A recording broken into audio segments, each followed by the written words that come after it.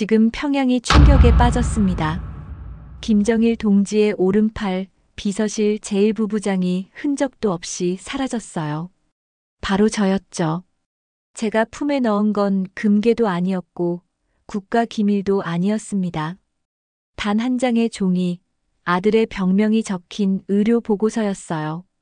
국가의 심장을 설계하던 남자가 아들의 심장을 살리기 위해 조국을 버렸습니다. 그날 밤 평양의 심장이 잠시 멈췄어요. 2009년 1월 14일 오전 9시 37분, 저는 평양당 청사 집무실에서 24건의 보고서를 결제했습니다. 그중 3건은 숙청 명단이었고 7건은 식량 배급 중단 지역 목록이었죠. 펜을 들 때마다 누군가의 운명이 바뀌었어요. 책상 위 붉은 전화기가 한 번 울리면 김정일 동지의 음성이 흘러나왔고 저는 15초 안에 답을 내놓아야 했습니다. 저는 비서실 제1부부장이었어요. 권력의 핵심이었죠. 제 명령 한마디면 장성이 무릎 꿇고 제 서명 한 획이면 가족이 흩어졌습니다. 사람들은 제 시선을 피했고 복도에서 저를 마주치면 벽에 붙어 고개를 숙였어요. 당연했습니다. 저는 당이었고 당은 곧 신이었으니까요. 집무실 창밖으로 보이는 평양 거리는 질서정연했고 인민들은 고개를 숙인 채 걸었습니다. 모든 것이 완벽했죠.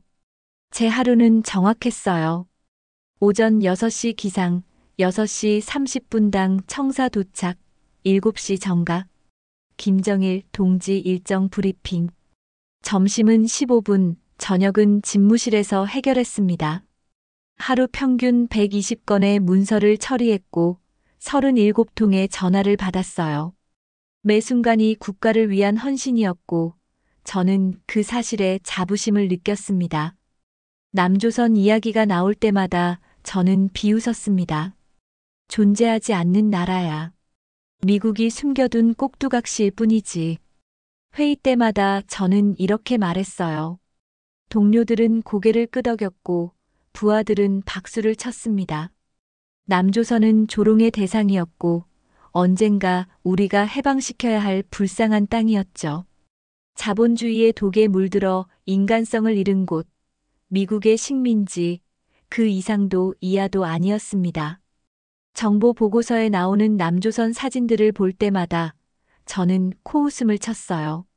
화려한 네온사인 뒤에 숨겨진 빈곤과 불평등, 돈으로 사람을 짓밟는 천박한 사회라고 믿었습니다. 저는 신의 대리자였어요. 아침 6시에 출근해서 밤 11시에 퇴근했습니다. 주말도 없었고 휴가도 없었죠. 하지만 불평하지 않았어요. 이것이 혁명가의 삶이고 조국을 지키는 방법이라고 믿었으니까요. 제 책상 서랍 깊숙한 곳에는 김일성 동지와 찍은 사진이 있었습니다. 1987년 제가 처음 비서실에 발령받던 날이었죠. 그날 김일성 동지가 제 어깨를 두드리며 말씀하셨어요. 자네가 조국의 미래를 짊어질 거야. 그 한마디가 제 인생의 좌우명이 됐습니다. 집에 돌아가면 아내가 저를 맞았고 아들이 안겼습니다. 11살 아들은 제 목에 매달리며 웃었어요.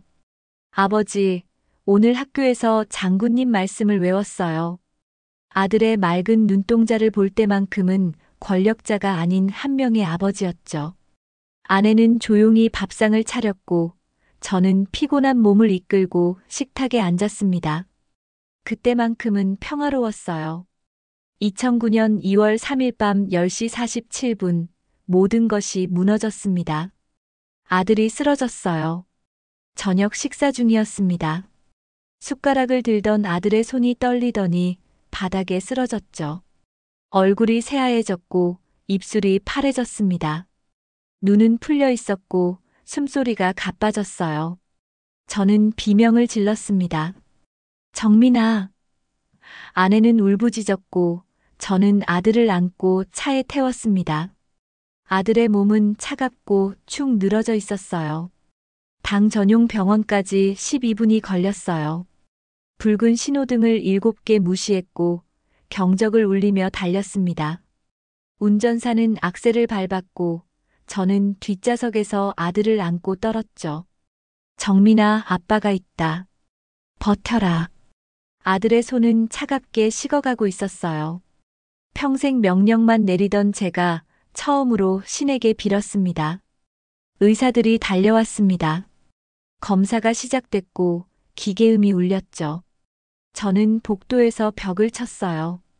주먹이 피로 물들었지만 아프지 않았습니다.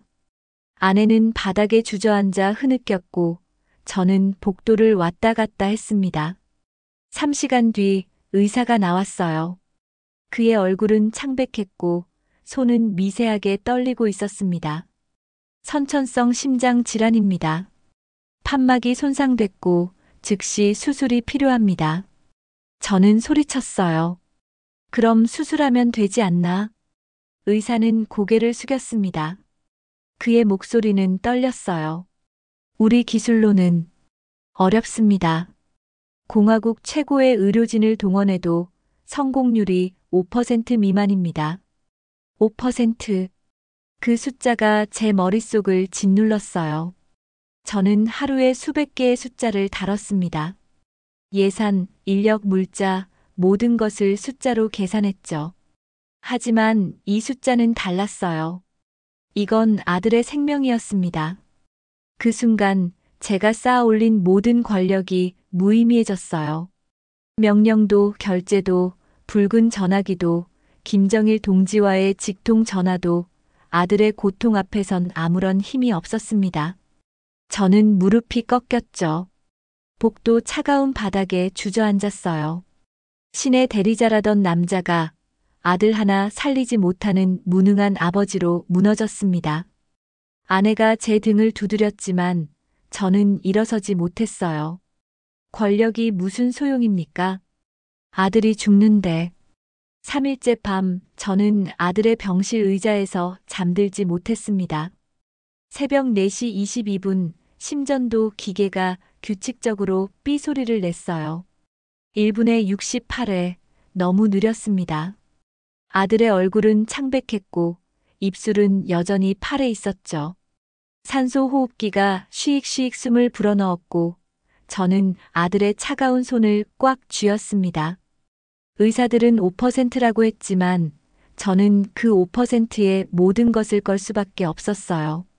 문이 조용히 열렸습니다. 리수경 동무였어요. 당 전용 병원의 심장외과 전문의였죠. 40대 중반 평양의학대학을 수석으로 졸업한 실력자였습니다.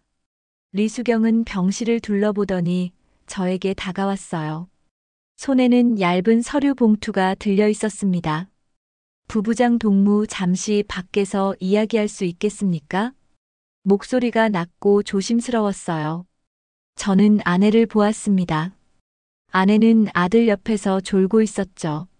저는 고개를 끄덕이고 복도로 나왔어요.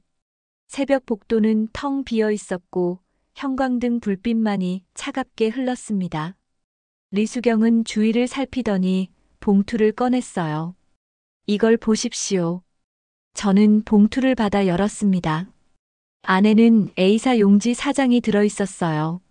첫 페이지 상단에는 한글로 서울대학교병원 심장외과라고 적혀 있었습니다. 저는 순간 숨이 멎었죠. 이게 뭡니까? 리수경은 작은 목소리로 대답했어요. 남조선 자료입니다. 정민이와 같은 병을 치료한 케이스입니다. 남조선. 그 단어가 제 귓속에서 울렸어요. 저는 서류를 내려다봤습니다. 사진들이 보였어요. 수술 전 아이의 모습, 수술 후 회복하는 모습, 그리고 퇴원하며 웃고 있는 모습.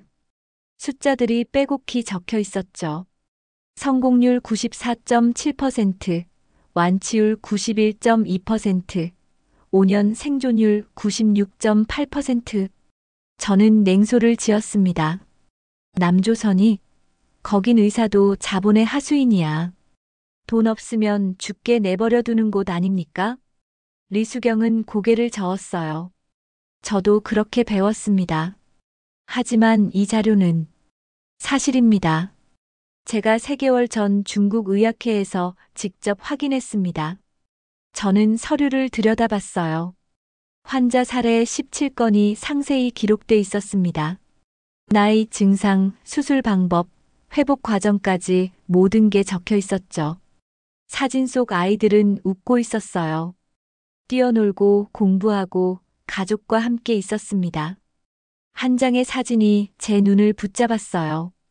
8살쯤 되어 보이는 남자아이가 축구공을 들고 환하게 웃고 있었습니다. 사진 아래 작은 글씨로 적혀 있었어요. 수술 후 2년 완전 회복. 제 손이 떨렸습니다. 이게 진짜입니까? 리수경은 조용히 고개를 끄덕였어요. 남조선에선 이 병을 고친답니다. 정민이 같은 아이들이 매년 수백 명씩 수술받고 살아납니다. 저는 벽에 등을 기댔어요. 힘이 빠졌습니다. 평생 남조선을 조롱했던 제가 지금 남조선의 의료 자료를 붙잡고 있었어요. 제가 믿던 세계가 흔들렸습니다.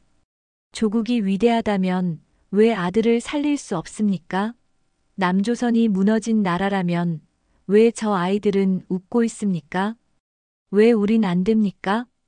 제 목소리가 갈라졌어요.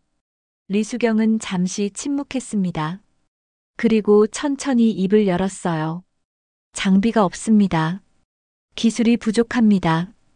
공화국은 핵과 미사일에 모든 걸 쏟았지 인민의 생명엔 관심이 없었습니다. 동무, 그런 말 조심하시오. 저는 반사적으로 경고했어요. 하지만 목소리에 힘이 없었습니다. 리수경은 쓸쓸하게 웃었죠. 부부장 동무, 저도 의사입니다. 환자를 살리고 싶습니다. 하지만 이 나라에선 할 수 없습니다. 저는 다시 서류를 봤어요. 모니터 사진이 있었습니다. 수술 과정을 촬영한 사진이었죠. 정밀한 기계들, 집중하는 의료진, 깨끗한 수술실. 그리고 마지막 페이지, 완치 가능이라는 2단어가 굵은 글씨로 적혀 있었습니다. 완치 가능. 그 2단어가 제 가슴을 찔렀어요. 저는 서류를 꽉 쥐었습니다. 종이가 구겨지는 소리가 들렸죠. 제 머릿속이 복잡했어요. 평생 남조선을 적으로 여겼는데 이제 그곳에 아들의 생명이 달려 있었습니다. 부부장 동무. 리수경이 제 어깨에 손을 얹었어요. 선택하십시오. 조국입니까? 아들입니까? 저는 대답하지 못했습니다. 병실로 돌아왔을 때 아들은 여전히 잠들어 있었어요. 저는 아들의 손을 잡았습니다. 차가운 손이었죠. 서류는 제 주머니 속에 있었어요. 94.7%라는 숫자가 머릿속에서 맴돌았습니다. 그날 밤 저는 처음으로 조국을 의심했어요. 창밖으로 평양의 야경이 보였습니다. 어둠 속에 몇 개 안 되는 불빛만 깜빡이고 있었죠. 저는 주먹을 쥐었어요. 제가 믿던 조국의 위대함은 아들 하나 살리지 못하는 허상이었습니다. 완치 가능. 그 2단어가 제 세계를 뒤흔들었어요. 저는 결심했습니다. 조국이 아들을 살리지 못한다면 저는 조국을 버릴 준비가 돼 있었습니다. 2009년 2월 7일 새벽 2시 14분, 저는 집무실 책상 앞에 홀로 앉아 있었습니다. 창밖은 칠흑 같은 어둠이었고 평양 거리엔 단 하나의 불빛도 보이지 않았어요. 책상 위엔 리수경이 건넨 서류가 펼쳐져 있었고 94.7%라는 숫자가 형광등 불빛 아래 선명하게 빛났습니다. 제 오른손엔 만년필이 쥐어져 있었고 왼손은 주먹을 쥔 채 떨리고 있었죠. 47년을 살면서 처음으로 저는 조국을 배신할 준비를 하고 있었습니다. 저는 결심했어요. 이 체제가 내 아들을 살리지 못한다면 내가 체제를 버려야지. 목소리가 텅 빈 집무실에 울렸습니다. 제 목소리였지만 낯설었어요. 평생 당을 위해 살았던 남자의 입에서 나온 말이라고 믿기지 않았죠. 하지만 저는 더 이상 망설이지 않았습니다. 아들의 차가운 손을 기억했어요. 5%와 94.7%, 두 숫자 사이에서 선택은 명확했습니다. 서랍을 열었습니다. 가장 깊숙한 곳에 보관해둔 도장과 서류들이 나왔어요. 비서실 제1부부장 직인, 외무성 출입 허가 도장, 국경경비대 통과 승인 직인. 모두 제가 관리하던 것들이었죠. 저는 이 도장들로 수백 명의 운명을 결정했습니다. 누군가는 해외로 나갔고 누군가는 수용소로 갔어요. 이제 이 도장들이 제 가족의 운명을 결정할 차례였습니다. 백지를 꺼냈어요. 손이 떨렸습니다. 만년필 촉을 종이에 댔지만 글씨가 써지지 않았어요. 제 머릿속에서 김일성 동지의 목소리가 들렸습니다. 자네가 조국의 미래를 짊어질 거야. 1987년 그날의 기억이 선명했죠. 저는 눈을 감았어요. 그리고 다시 떠올렸습니다. 아들의 파래진 입술을, 차가워진 손을, 점점 느려지는 심장 박동을. 만년필이 움직였습니다. 조선민주주의인민공화국 외무성 특별출장 허가서. 첫 줄을 썼어요. 글씨는 흔들렸지만 계속 써내려갔습니다. 대상자 박태성, 박정민, 최은희. 목적 중국 선양시 의료협력 회담 참석. 기간 2009년 2월 10일부터 14일까지. 모두 거짓이었어요. 회담 같은 건 없었고 선양이 목적지도 아니었습니다. 하지만 서류는 완벽해 보였죠. 도장을 찍었습니다. 외무성 직인이 서류에 찍혔어요. 붉은 잉크가 번지며 공식 문서처럼 보였습니다. 저는 두 번째 서류를 작성했어요. 국경경비대 특별통과 허가서. 이것도 거짓이었죠. 하지만 제 서명과 직인이 있으면 국경의 어떤 경비대도 의심하지 않을 겁니다. 30분 동안 7장의 서류를 만들었어요. 출장 허가서, 통과 허가서, 차량 이동 승인서, 귀환 예정 보고서. 모든 서류에 제 서명과 직인이 찍혔습니다. 저는 이 시스템을 만든 사람 중 하나였어요.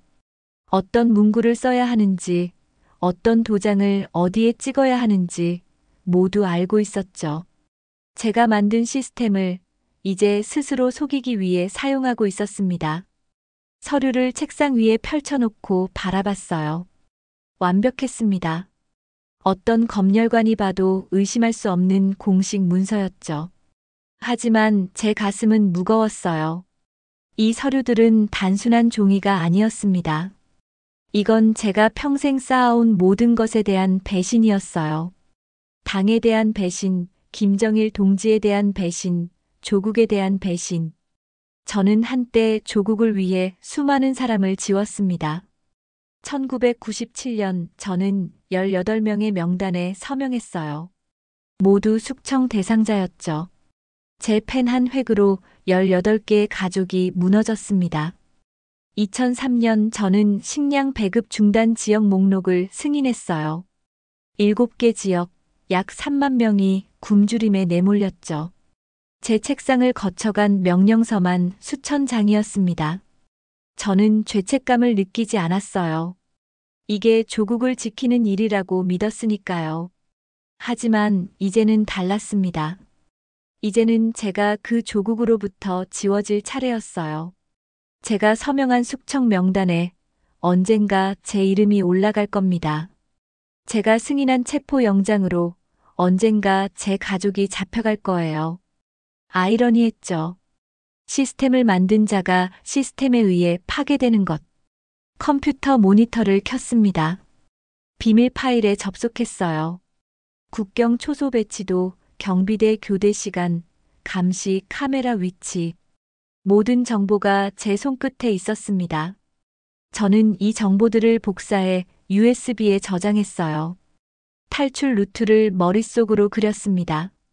평양에서 신의주까지 8시간, 압록강까지 2시간, 강을 건너는데 30분. 총 10시간 30분이면 북한을 벗어날 수 있었죠. 하지만 변수가 많았어요. 검문소가 7곳, 초소가 12곳, 순찰대가 수시로 돌았습니다. 하나라도 걸리면 끝이었어요.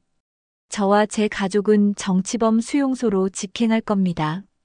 아들은 그곳에서 죽을 거예요. 저는 입술을 깨물었습니다. 실패는 선택지가 아니었어요. 책상 서랍 깊숙한 곳에서 사진 한 장을 꺼냈습니다. 1987년 김일성 동지와 찍은 사진이었어요. 젊은 제가 긴장한 얼굴로 서 있고 김일성 동지가 제 어깨에 손을 얹고 있었죠. 저는 그 사진을 오랫동안 바라봤습니다. 그리고 천천히 찢었어요. 찢어진 사진 조각들이 책상 위로 흩어졌습니다. 미안합니다, 동지. 작게 중얼거렸어요. 하지만 저도 한 명의 아버지입니다. 서류들을 봉투에 넣었습니다. USB를 주머니에 넣었죠. 시계를 봤어요. 새벽 3시 42분이었습니다. 이틀 후면 저희는 이 땅을 떠날 겁니다. 살아서 돌아오지 못할 거예요. 집무실 불을 껐습니다. 창밖 평양의 어둠이 저를 삼켰어요. 저는 마지막으로 집무실을 둘러봤습니다. 47년 인생의 정점이었던 이곳을 이제 영원히 떠나는 겁니다. 문을 닫으며 생각했어요. 권력은 아들을 살리지 못합니다. 하지만 아버지의 결단은 할 수 있어요. 2009년 2월 9일 오전 11시 3분 제 집무실 문이 5명의 보위부 요원에게 포위당했습니다.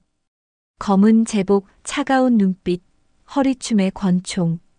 그들은 15초 동안 아무 말 없이 저를 바라봤어요. 복도의 형광등 불빛이 그들의 어깨에 계급장을 비췄고 제 심장은 1분에 130회로 뛰기 시작했습니다. 손바닥에 땀이 맺혔죠. 제가 수없이 보냈던 그 냉혹한 시선을 이제 제가 받고 있었어요. 박태성 동무 동행하시죠. 선임 요원이 말했습니다. 목소리는 평온했지만 명령이었어요. 저는 책상 위 서류를 보았습니다. 어젯밤 작성한 위조 문서들이었죠. 다행히 봉투 안에 넣어둔 상태였어요. 저는 천천히 일어섰습니다. 무슨 일입니까? 최대한 침착하게 물었어요. 내사가 있습니다. 협조해 주시기 바랍니다. 내사. 그 단어는 체포를 뜻했습니다. 저는 그 시스템을 너무 잘 알고 있었어요. 내사 대상자는 돌아오지 못합니다. 저는 주먹을 쥐었죠. 하지만 아직 체포는 아니었어요. 아직 기회가 있었습니다. 알겠습니다. 잠시만 정리하고 가겠습니다. 책상 서랍을 열었어요. 요원들의 시선이 제 손을 따라왔습니다. 저는 봉투를 집어들었죠. 위조 서류가 든 봉투였어요. 그리고 USB가 든 펜 케이스를 주머니에 넣었습니다. 요원들은 의심하지 않았어요. 비서실 제1부부장이 서류를 챙기는 건 자연스러운 일이었으니까요. 복도로 나왔을 때 제 부하들이 벽에 붙어 서 있었습니다. 고개를 숙인 채 아무도 저를 보지 않았어요. 어제까지 제게 경례하던 사람들이었죠. 저는 그들의 표정을 읽을 수 있었습니다. 두려움, 안도감, 그리고 냉소. 권력자의 몰락을 지켜보는 구경꾼들이었어요. 보위부 청사까지 23분이 걸렸습니다. 차 안은 침묵이었어요. 요원들은 한마디도 하지 않았고 저도 입을 다물었습니다. 창밖으로 평양 거리가 흘러갔어요. 인민들은 여전히 고개를 숙이고 걸었고 선전 포스터는 붉게 빛났습니다. 제가 지켜온 세상이었죠. 이제 그 세상이 저를 삼키려 하고 있었어요. 조사실 의자에 앉았습니다. 책상 건너편에 조사관이 앉았어요. 40대 후반 냉정한 얼굴이었죠. 조사관은 파일을 펼쳤습니다. 박태성 동무 최근 당 청사 의료시설에 출입한 기록이 있습니까? 아들이 아파서 병원에 다녔습니다. 리수경 동무와 사적으로 접촉한 적이 있습니까? 제 심장이 멎었어요. 리수경의 이름이 나왔다는 건 이미 감시를 받고 있었다는 뜻이었습니다. 저는 침착하게 대답했어요. 리수경 동무는 제 아들의 담당 의사입니다. 치료 상담을 받았습니다. 어떤 상담이었습니까? 아들의 병세에 대해서였습니다. 조사관은 고개를 끄덕였어요. 하지만 눈빛은 의심으로 가득했죠. 3시간 동안 질문이 이어졌습니다. 같은 질문을 다른 방식으로 반복했어요. 저는 흔들리지 않았습니다. 47년 동안 이 시스템 속에서 살았어요. 어떻게 답해야 하는지 알고 있었죠. 오후 4시 22분 조사가 끝났습니다. 일단 돌아가셔도 됩니다. 하지만 평양을 벗어나선 안 됩니다. 조사관이 말했어요. 알겠습니다. 저는 일어섰습니다. 봉투는 여전히 제 손에 있었어요. 요원들이 확인하지 않은 게 다행이었죠. 청사를 나오는 순간 저는 알았습니다. 시간이 없다는 걸. 집으로 돌아왔을 때 아내가 창백한 얼굴로 저를 맞았어요. 당신 보위부에서 왔다면서요? 아내의 목소리가 떨렸습니다. 괜찮소. 단순 조사였소. 저는 거짓말을 했어요. 하지만 아내는 알고 있었죠. 보위부의 조사는 시작일 뿐이라는 걸. 저는 아내의 손을 잡았습니다. 은희, 내일 밤 짐을 싸시오. 필요한 것만 작은 가방 하나에. 어디 가는 겁니까? 아내의 눈에 눈물이 맺혔어요. 사람이 사는 곳으로. 저는 짧게 대답했습니다. 병실로 갔어요. 아들은 산소 호흡기를 끼고 누워 있었습니다. 얼굴은 여전히 창백했고 입술은 파랬죠. 약물로 겨우 숨을 쉬고 있었어요. 저는 아들의 손을 잡았습니다. 차가웠어요. 정민아, 아빠가 너를 살릴 거야. 작게 속삭였습니다. 그날 밤 제 사무실이 봉쇄됐다는 연락을 받았어요. 보위부가 전면 수색에 들어갔다고 했습니다. 저는 창밖을 바라봤어요. 평양의 어둠 속에서 검은 차들이 움직이고 있었습니다. 추격이 시작된 거예요. 다음 날 아침 부하 장교 한 명이 몰래 전화를 걸어왔습니다. 부부장 동무의 사진이 국경 초소마다 걸렸습니다. 내사 대상 1호로 지정됐습니다. 목소리가 떨렸어요. 고맙소. 저는 전화를 끊었습니다. 제 얼굴이 국경마다 걸렸다는 건 체제가 저를 완전히 의심하고 있다는 뜻이었어요. 탈출은 더 어려워졌습니다. 하지만 멈출 수 없었죠. 오후 3시 저는 차를 몰고 병원으로 갔습니다. 아들을 퇴원시켜야 했어요. 의사들은 반대했지만 저는 강행했습니다. 아들을 안고 차에 태웠죠. 아내는 아무 말도 하지 않았어요. 다만 두려움에 떨면서 조용히 짐을 챙겼습니다. 밤 10시 차는 평양을 벗어나기 시작했어요. 검문소가 나타났습니다. 위조 서류를 내밀었죠. 경비병은 서류를 확인하고 고개를 끄덕였어요. 차단기가 올라갔습니다. 저는 악셀을 밟았어요. 뒷좌석에서 아들이 신음했습니다. 아내가 아들을 안고 있었어요. 저는 백미러로 그들을 봤습니다. 제가 지켜야 할 전부였죠. 태성 동지, 우린 이제 어디로 가는 겁니까? 아내가 떨리는 목소리로 물었어요. 저는 어둠 속 도로를 응시했습니다. 사람이 사는 곳으로. 2009년 2월 11일 새벽 3시 47분, 영하 18도의 압록강 앞에 섰습니다. 눈보라가 얼굴을 때렸어요. 시야는 7m를 넘지 못했고 바람 소리가 귀를 찢었습니다. 강물은 얼어붙어 있었지만 얼음 두께는 고작 12cm, 세 사람이 건너기엔 위험했죠. 뒤에서 엔진 소리가 들렸어요. 보위부 차량이었습니다. 거리는 약 800m, 3분이면 따라잡힐 거예요. 아들을 등에 업었습니다. 정민이는 거의 의식이 없었어요. 약물로 겨우 버티고 있었죠. 아들의 숨소리가 제 등에서 가늘게 들렸습니다. 쉭, 쉭. 산소 호흡기 없이는 20분을 버티지 못해요. 저는 아들의 다리를 꽉 잡았습니다. 아내 은희는 제 옆에서 떨고 있었어요. 태성 동지, 정말 건너는 겁니까? 은희의 목소리가 바람에 흩어졌습니다. 다른 방법이 없소. 저는 짧게 대답했어요. 강 건너편은 중국이었습니다. 불빛 몇 개가 희미하게 보였죠. 200m만 건너면 됐어요. 하지만 그 200m가 생과 사를 가르는 거리였습니다. 얼음이 깨지면 우리는 강물에 빠져 죽을 거예요.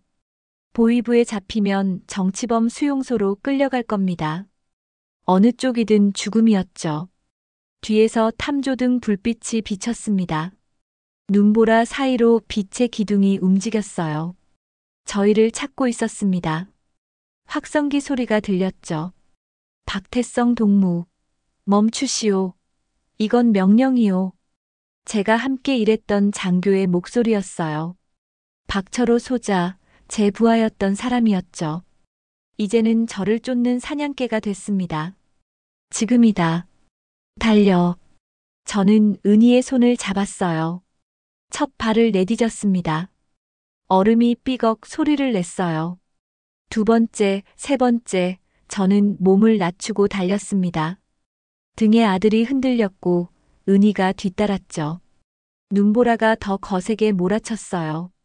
앞이 보이지 않았지만 멈출 수 없었습니다. 50m를 달렸을 때 총성이 울렸습니다. 탕! 귀를 찢는 소리였어요. 얼음이 3m 앞에 총알이 박혔습니다. 얼음 파편이 튀었죠. 저는 아들을 더 꽉 안았어요. 엎드리시오.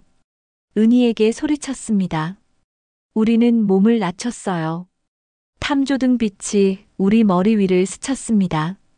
저는 기어서 앞으로 나아갔죠. 손이 얼음에 닿았어요. 차가웠습니다.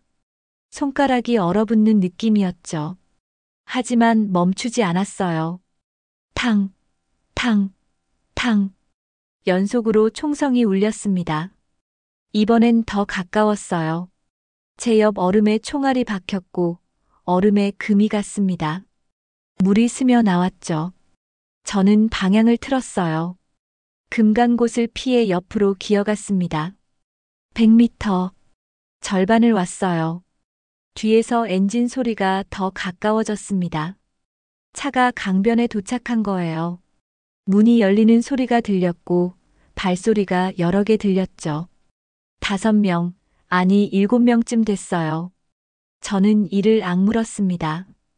은희, 일어나서 뛰시오. 지금. 저는 벌떡 일어섰습니다. 아들을 등에 업은 채 전력으로 달렸어요. 은희도 일어나 뛰었죠.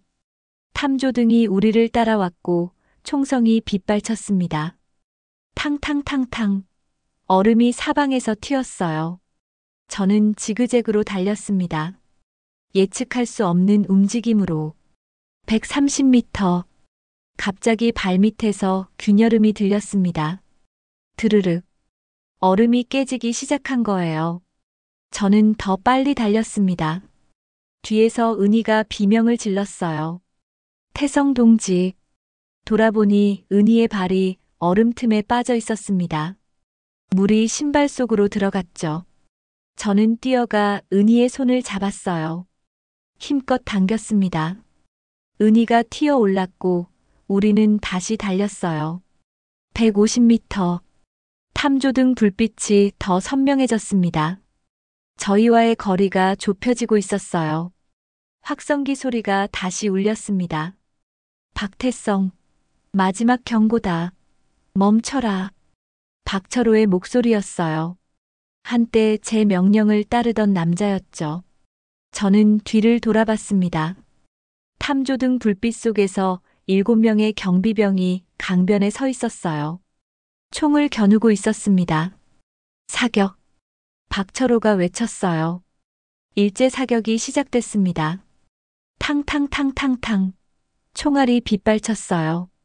제 옆을, 앞을, 뒤를 스쳤습니다.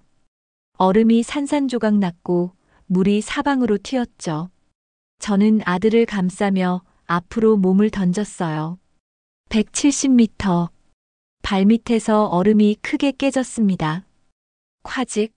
제 왼발이 물속으로 빠졌어요. 영하 18도 공기보다 더 차가운 물이 발을 감쌌습니다. 저는 소리를 질렀어요. 은희가 제 팔을 잡았고 저는 발을 빼냈습니다. 신발이 물에 젖었고 발가락 감각이 사라졌죠. 조금만 더요. 조금만. 은희가 울먹였습니다. 190m. 강 건너편 중국 땅이 보였어요. 희미한 불빛이 손에 잡힐 듯 가까웠습니다. 저는 마지막 힘을 짜냈어요. 다리가 후들거렸고 폐가 터질 것 같았죠. 등에 아들은 축 늘어져 있었습니다. 숨소리가 들리지 않았어요. 정민아. 저는 비명을 질렀습니다. 마지막 10m를 뛰었어요. 얼음이 끝나고 자갈밭이 나타났습니다. 중국 땅이었어요. 저는 그대로 쓰러졌습니다. 아들을 내려놓고 얼굴을 확인했죠. 창백했지만 미세하게 숨을 쉬고 있었어요. 정민아, 정민아. 아들의 뺨을 두드렸습니다. 눈이 천천히 떠졌어요. 아버지. 가느다란 목소리였습니다. 저는 아들을 안았어요. 은희도 우리를 안았습니다. 강 건너편에서 탐조등 불빛이 우리를 비췄지만 더 이상 총성은 들리지 않았어요. 국경을 넘었으니까요. 저희는 더 이상 북한 땅에 있지 않았습니다. 저는 강을 돌아봤어요. 200m 건너편에 7명의 경비병이 서 있었습니다. 탐조등이 우리를 비추고 있었죠. 박철호의 실루엣이 보였어요. 저는 그들을 향해 고개를 숙였습니다. 미안함이었을까요? 감사함이었을까요? 잘 모르겠어요. 그 순간 저는 더 이상 북한의 간부가 아니었습니다. 비서실 제1부부장도 김정일 동지의 측근도 당의 충복도 아니었어요. 저는 그저 한 명의 아버지였습니다. 얼어붙은 강을 건너 아들을 살리려는 평범한 아버지였죠. 눈보라가 점점 잦아들었어요. 동쪽 하늘이 희미하게 밝아오고 있었습니다. 2009년 2월 15일 오후 9시 32분 인천공항에 도착했습니다. 중국에서 한국까지 4일이 걸렸어요. 선양의 한 교회 지하실에서 3일을 숨어 지냈고 위조 여권으로 비행기를 탔습니다. 이 시간 30분의 비행 내내 저는 아들의 맥박을 재고 또 재웠죠. 분당 52회, 너무 느렸어요. 입술은 더 파래졌고 숨소리는 점점 약해졌습니다. 착륙할 때쯤 아들은 거의 의식을 잃었어요. 공항을 빠져나올 때 제 다리가 후들거렸습니다. 여기가 남조선이구나. 평생 조롱하던 땅이었죠.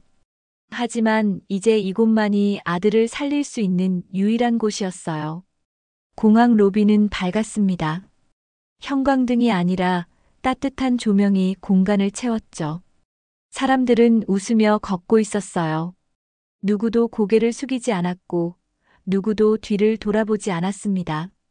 여기 남조선 맞습니까? 은희가 작게 물었어요. 그런 것 같소. 저는 대답했습니다.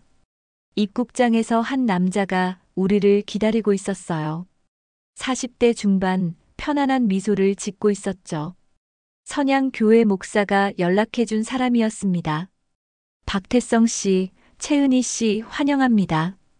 저는 통일부 담당관 김민수입니다. 그가 손을 내밀었어요. 저는 그 손을 바라봤습니다. 평생 악수는 형식이었어요. 권력의 확인이거나 감시의 시작이었죠.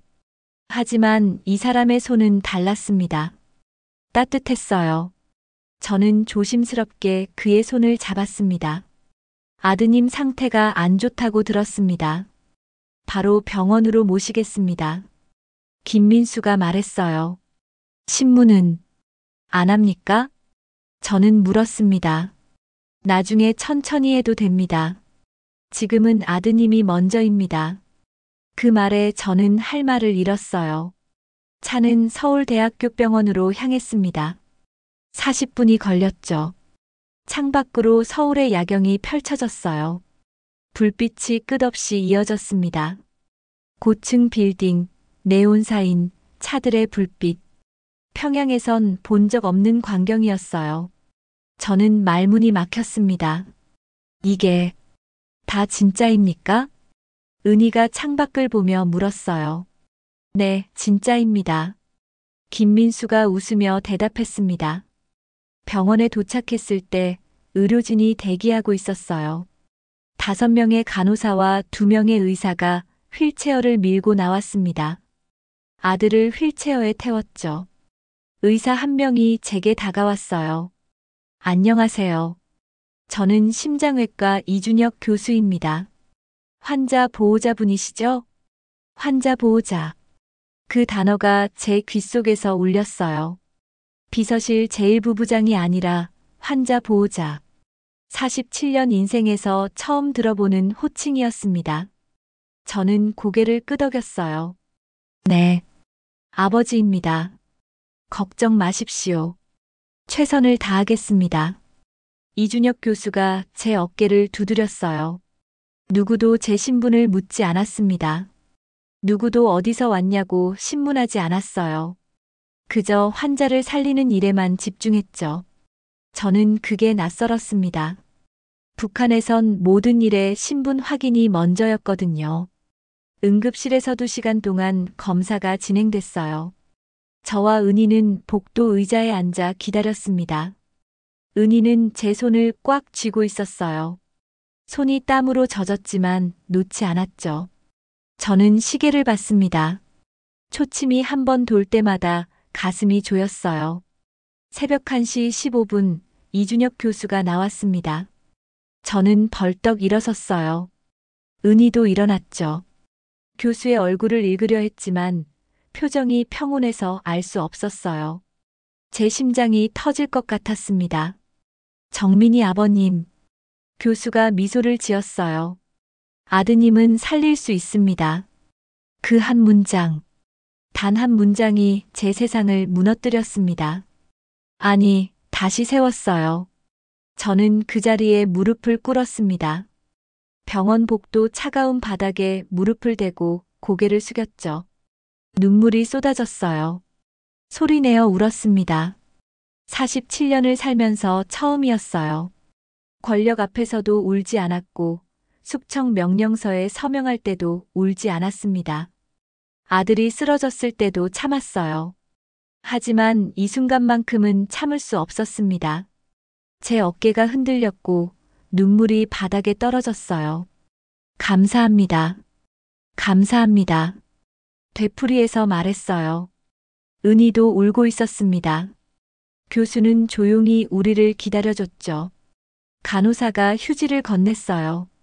저는 얼굴을 닦고 천천히 일어났습니다. 수술은 내일 오전 9시에 시작합니다. 4시간 정도 걸릴 겁니다. 성공률은 95%입니다. 95%. 북한에선 5%였어요. 여기선 95%였습니다. 같은 병, 같은 아이인데 숫자가 달랐죠. 저는 그제야 깨달았어요. 제가 얼마나 큰 거짓 속에서 살았는지. 다음 날 오전 9시 7분 아들이 수술실로 들어갔습니다. 아버지, 무섭지 않아요. 아들이 웃으며 말했어요. 그래, 정민아. 아빠가 여기 있다. 저는 아들의 손을 꽉 잡았습니다. 수술실 문이 닫혔어요. 빨간 불이 켜졌고 수술 중이라는 표시판이 떴습니다. 저는 복도 의자에 앉았어요. 은희는 제 옆에서 조용히 기도했습니다. 저는 손을 모았지만 누구에게 기도해야 할지 몰랐어요. 김일성 동지에게, 아니면 신에게? 4시간 13분이 지났습니다. 수술실 문이 열렸어요. 이준혁 교수가 마스크를 벗으며 나왔습니다. 미소 짓고 있었어요. 성공했습니다. 그 말에 저는 다시 무너졌어요. 은희를 안았고 은희도 저를 안았습니다. 우리는 복도에서 한참을 울었어요. 지나가는 사람들이 우리를 봤지만 아무도 뭐라 하지 않았습니다. 회복실에서 이틀을 보냈어요. 아들은 산소 호흡기를 떼고 스스로 숨을 쉬었습니다. 입술은 점점 붉어졌고 얼굴에 혈색이 돌았어요. 저는 24시간 아들 곁을 지켰습니다. 손을 잡고 이마를 쓰다듬고 가만히 숨소리를 들었죠. 2009년 2월 18일 오후 3시 22분 아들이 눈을 떴습니다. 아버지. 아들이 저를 불렀어요. 정민아. 저는 아들의 손을 잡았습니다. 따뜻했어요. 더 이상 차갑지 않았죠. 나 이제 괜찮아요. 아들이 미소 지었어요. 그 미소에 저는 또 울었습니다. 사람답게, 아버지답게 처음으로 제대로 울었어요. 은희도 아들을 안고 울었습니다. 우리는 한참을 그렇게 있었어요. 창밖으로 서울의 하늘이 보였습니다. 파란 하늘이었어요. 평양보다 더 푸르고 밝았죠. 저는 그 하늘을 바라보며 생각했어요. 여기가 사람 사는 곳이구나. 2009년 2월 25일 오전 10시 4분 서울 내곡동 국가정보원 청사에 들어섰습니다. 지하 3층 조사실, 3m 두께의 방음벽, 7대의 녹음기, 4대의 카메라가 저를 향하고 있었어요. 책상 건너편에 조사관 3명이 앉았습니다. 제 앞에는 물 한 잔이 놓여 있었고 형광등 불빛이 차갑게 내려왔죠. 하지만 북한 보위부의 조사실과는 달랐어요. 여기엔 위협이 없었고 폭력의 기운이 없었습니다. 책임 조사관 박상훈이 입을 열었어요. 박태성 씨, 편하게 말씀하시면 됩니다. 여기는 신문실이 아닙니다. 편하게. 그 단어가 낯설었어요. 47년 인생에서 조사는 곧 공포였거든요. 하지만 저는 고개를 끄덕였습니다. 제 머릿속에는 아직도 북한의 모든 기밀이 남아 있었어요. 김정일 동지의 일정, 핵시설 위치, 군부 인사, 비자금 계좌, 공작원 명단. 47년치의 비밀이었죠. 저는 물 한 모금을 마셨습니다. 이건 복수가 아닙니다. 제 목소리가 조사실에 울렸어요. 진실을 바로잡는 일입니다. 조사관들이 펜을 들었어요. 녹음기에 빨간 불이 켜졌고 저는 입을 열었습니다. 그리고 모든 것을 털어놓기 시작했어요. 2008년 8월 14일 김정일 동지는 뇌졸중으로 쓰러졌습니다. 첫 문장이었어요. 공식 발표는 없었습니다. 하지만 저는 그날 밤 현장에 있었죠. 동지는 평양당 청사 집무실에서 쓰러졌고 15분간 의식을 잃었어요. 그 이후 모든 국정은 김정은에게 넘어가기 시작했습니다. 조사관들의 표정이 굳었어요. 저는 계속 말했습니다. 김정은의 권력 승계 과정, 당 내부의 파벌 싸움, 장성택의 역할. 하나하나 털어놓았죠. 제가 직접 작성한 회의록 내용, 제가 전달한 명령서들, 제가 서명한 숙청 명단. 2007년 3월 황장엽 일가 숙청 명령서에 제가 서명했습니다. 제 손이 떨렸어요. 18명이었어요. 황장엽의 아들, 딸, 손주들까지. 저는 명단을 보고 도장을 찍었습니다. 15초 만에요. 조사실이 조용해졌습니다. 2004년 용천역 폭발 사고 공식 사망자는 161명이었습니다. 하지만 실제는 1304명이었어요. 저는 보고서를 수정하라고 명령했습니다. 숫자를 줄이라고. 제 목소리가 갈라졌어요. 3시간 동안 말했습니다. 멈추지 않고 쉬지 않고 모든 걸 쏟아냈어요. 핵시설 지도를 그렸고 군부대 배치를 설명했습니다. 비자금 계좌번호를 불렀고 공작원들의 가명을 나열했죠.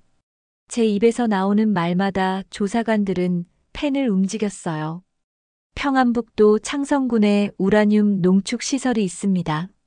지하 47m 깊이죠. 지도를 그렸어요. 2006년 10월 핵실험 당시 실제 폭발력은 0.8킬로톤이었습니다. 실패작이었어요. 하지만 우리는 성공이라고 발표했죠. 숫자를 적었습니다. 김정일 동지의 비자금은 스위스 은행 3곳, 룩셈부르크 은행 2곳에 분산돼 있습니다. 총액은 약 40억 달러예요. 계좌 번호를 불렀어요. 조사관들의 얼굴이 점점 굳어졌습니다. 제가 털어놓는 정보 하나하나가 세계를 흔들 내용이었거든요. 하지만 저는 멈추지 않았어요. 이게 제가 할 수 있는 유일한 속죄였으니까요.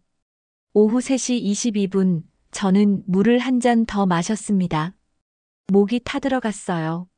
하지만 아직 끝나지 않았습니다. 진짜 고백은 지금부터였어요. 조사관님, 저는 박상훈을 바라봤어요.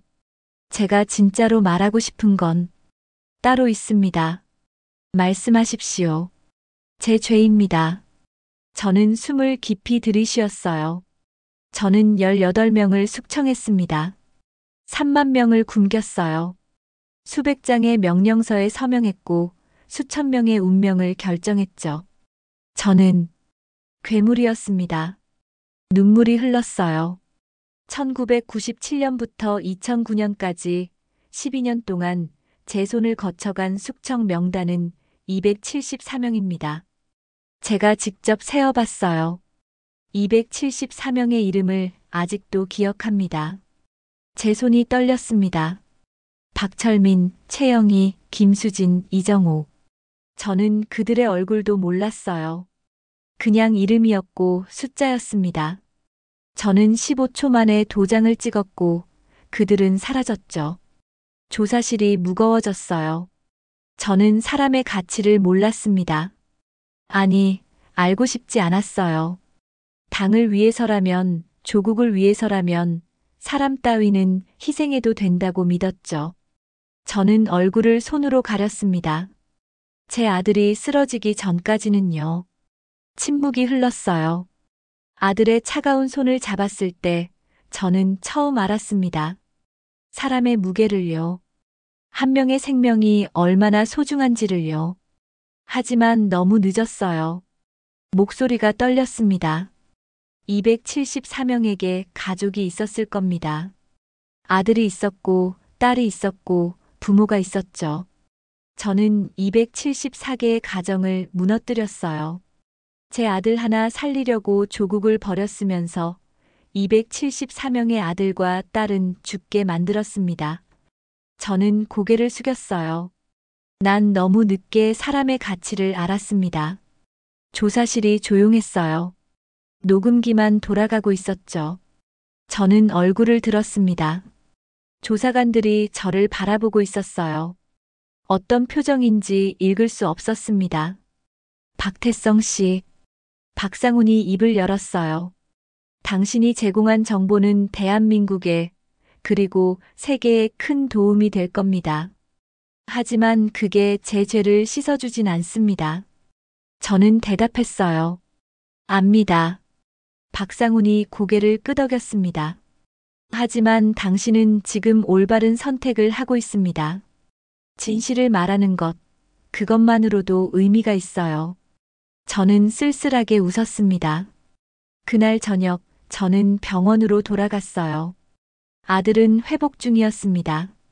창밖을 보며 미소 짓고 있었죠. 저는 아들 옆에 앉았습니다. 아버지, 피곤해 보여요. 괜찮다, 정민아. 저는 아들의 머리를 쓰다듬었어요.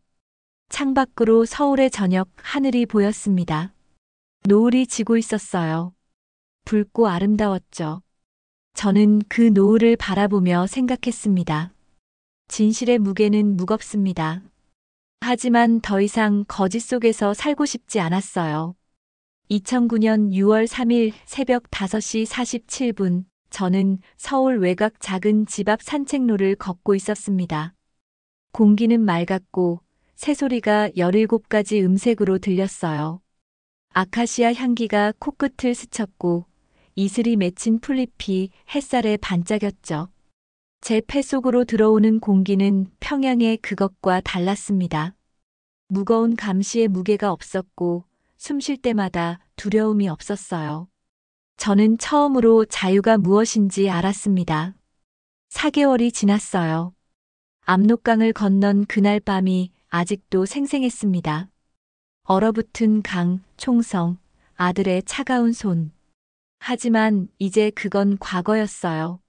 아들은 완치됐고 저희는 새로운 삶을 시작했습니다. 산책로에서 사람들을 마주쳤어요. 조깅하는 중년 남자가 지나갔습니다. 안녕하세요. 환하게 인사했죠. 저는 어색하게 고개를 숙였어요. 평양에선 모르는 사람에게 먼저 인사하지 않았거든요. 감시당할까봐, 의심받을까봐 눈을 피했죠. 하지만 여기선 달랐어요. 사람들은 자연스럽게 웃고 인사하고 지나갔습니다. 개를 산책시키는 할머니가 보였어요. 작은 흰색 강아지였습니다. 할머니는 강아지에게 말을 걸고 있었죠. 착하지, 우리 복실이. 저는 그 모습을 한참 바라봤어요. 평양에선 개는 식용이거나 군용이었습니다. 애완동물이란 개념이 없었죠. 하지만 여기선 개가 가족이었어요. 벤치에 앉았습니다. 아침 해가 서서히 떠올랐어요. 하늘이 주황색으로 물들고 건물들이 윤곽을 드러냈습니다. 저는 그 풍경을 바라보며 생각했어요. 이게 자유라는 거구나. 아무도 감시하지 않고, 아무도 신문하지 않고, 그냥 존재할 수 있는 것. 집으로 돌아왔을 때 은희가 아침을 준비하고 있었어요. 일찍 일어나셨네요. 은희가 미소 지었습니다. 산책 좀 했소. 저는 식탁에 앉았어요. 밥상이 차려졌습니다. 김치찌개, 계란말이, 나물 반찬. 평양에서 먹던 것과 비슷했지만 다른 게 하나 있었어요. 두려움이 없다는 것. 평양에선 밥을 먹을 때도 긴장했습니다. 누가 감시하는지, 무슨 말을 해도 되는지 항상 조심했죠. 하지만 여기선 그냥 밥을 먹었어요. 정민이는 공부하고 있어요. 은희가 대답했습니다. 아들의 방문을 열었어요.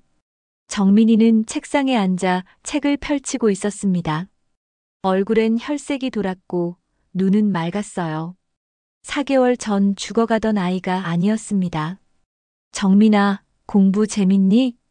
네, 아버지. 한국사를 배우고 있어요. 한국사. 저는 북한에서 남조선사를 배웠어요. 미 제국주의의 식민지가 된 비극의 역사라고 배웠죠. 하지만 정민이가 배우는 건 달랐습니다. 자유를 향한 투쟁, 민주화의 역사, 기적 같은 경제 발전. 같은 땅, 다른 이야기였어요. 아버지, 여기 이상한 게 있어요. 정민이가 책을 가리켰습니다. 1987년 민주화 운동이요. 시민들이 거리로 나와서 독재에 저항했대요. 북한에선 상상도 못할 일이잖아요. 저는 그 문장을 읽었어요. 시민들이 거리로 나와 독재에 저항했다. 평양이었다면 모두 총살당했을 겁니다. 하지만 여기선 그들이 이겼어요. 체제를 바꿨고 민주주의를 쟁취했죠. 저는 입술을 깨물었습니다. 그래, 이상한 일이지. 저는 정민이의 머리를 쓰다듬었어요. 오후엔 국정원 청사로 출근했습니다. 출근이라는 말이 어색했어요. 저는 더 이상 비서실 제1부부장이 아니었습니다. 북한 이탈 주민, 증언자, 그게 제 새로운 신분이었죠. 사무실 한 칸이 배정됐고 컴퓨터 한 대가 놓여 있었어요. 책상에 앉아 키보드를 켰습니다. 증언록을 쓰고 있었어요. 제가 본 북한, 제가 저질렀던 일들, 제가 깨달은 것들, 모든 걸 기록하고 있었죠. 손가락이 키보드를 두들겼고 문장이 화면에 떠올랐습니다. 내가 본 조국은 사람을 버렸고 내가 만난 조국은 사람을 살렸다. 타이핑을 멈췄어요. 그 문장을 한참 바라봤습니다. 47년 인생이 이 한 문장으로 요약됐어요. 북한은 아들을 버렸습니다. 5%라는 숫자로 포기했죠. 하지만 한국은 아들을 살렸어요. 95%라는 희망을 줬습니다. 같은 민족, 다른 선택이었어요. 창밖을 바라봤습니다. 서울의 거리가 보였어요. 사람들이 걷고 차가 달리고 아이들이 웃었습니다. 네온사인이 반짝였고 빌딩이 솟아있었죠. 제가 평생 조롱했던 풍경이었어요. 허울뿐인 자본주의, 불평등의 도시라고 믿었습니다. 하지만 틀렸어요. 여기엔 자유가 있었습니다. 선택이 있었고 희망이 있었어요. 물론 완벽하진 않았죠. 거리엔 노숙자가 있었고 뉴스엔 불평등 기사가 나왔습니다. 하지만 그래도 달랐어요. 여기선 사람들이 말할 수 있었어요. 항의하고 비판하고 바꿀 수 있었죠. 북한에선 불가능한 일이었습니다. 퇴근 후 집 근처 공원을 산책했어요. 은희와 정민이가 함께였습니다. 정민이는 건강하게 뛰어다녔고 은희는 편안하게 웃었어요. 저는 그들을 바라보며 미소 지었습니다. 벤치에 앉았어요. 석양이 지고 있었습니다. 하늘이 붉게 물들었고 구름이 천천히 흘러갔어요. 저는 하늘을 올려다봤습니다. 이게 자유라는 거구나. 작게 중얼거렸어요. 은희가 제 손을 잡았습니다. 따뜻했어요. 정민이가 제 옆에 앉았죠. 저는 두 사람을 꽉 안았습니다. 제가 지켜야 할 전부였어요. 집으로 돌아와 책상에 앉았습니다. 증언록의 마지막 페이지를 펼쳤어요. 커서가 깜빡이고 있었죠. 저는 천천히 문장을 써내려갔습니다. 내가 배웠던 한국은 거짓이었다. 첫 문장이었어요. 47년 동안 저는 한국을 적으로 배웠습니다. 미국의 식민지, 자본의 노예, 불쌍한 땅이라고 배웠죠. 하지만 모두 거짓이었어요. 손가락이 키보드를 두들겼습니다. 한국은 위대합니다. 그 문장을 쓰는 순간 눈물이 흘렀어요. 한국은 사람을 살립니다. 제 아들을 살렸고 저희 가족에게 희망을 줬어요. 누구도 신문하지 않았고 누구도 위협하지 않았습니다. 그저 사람으로 대했죠. 타이핑을 멈추지 않았어요. 한국은 아름답습니다. 자유롭게 웃는 사람들, 밤하늘을 밝히는 불빛들, 두려움 없이 숨 쉴 수 있는 공기. 이 모든 게 아름다워요. 화면이 눈물로 흐려졌습니다. 저는 잠시 멈춰 눈을 닦았어요. 그리고 마지막 문장을 썼습니다. 내가 배웠던 한국은 다릅니다. 진짜 한국은 사람이 사람답게 사는 곳입니다. 저장 버튼을 눌렀어요. 파일명은 진실이었습니다. 저는 컴퓨터를 끄고 창밖을 바라봤습니다. 서울의 밤이 반짝이고 있었어요. 불빛들이 끝없이 이어졌고 어디선가 웃음소리가 들렸습니다. 저는 그 불빛 하나하나가 한 가정의 평화라는 걸 알았어요. 누군가의 저녁 식사, 누군가의 따뜻한 대화, 누군가의 소소한 행복. 평양의 어둠과는 달랐습니다. 손에 펜을 들고 노트를 펼쳤습니다. 증언은 끝나지 않았어요. 제가 기억하는 274명의 이름을 적기 시작했습니다. 한 명 한 명 정성스럽게 사과하는 마음으로. 박철민, 최영희, 김수진, 이정호. 이름을 적을 때마다 눈물이 흘렀어요. 하지만 멈추지 않았습니다. 이게 제가 할 수 있는 최소한의 속죄였으니까요. 밤 11시 모든 이름을 다 적었습니다. 274명의 이름이 노트에 빼곡히 적혀 있었어요.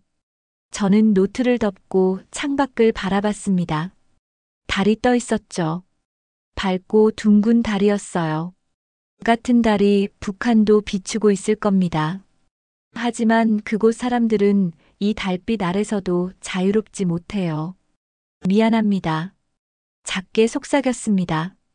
하지만 저는 이제 진실을 말하겠습니다. 책상 서랍을 열었어요. 그 안에 증언록이 가지런히 쌓여 있었습니다. 327페이지, 4개월 동안 쓴 기록이었죠. 제가 본 북한의 진실, 제가 저지른 죄, 그리고 제가 만난 한국의 모습.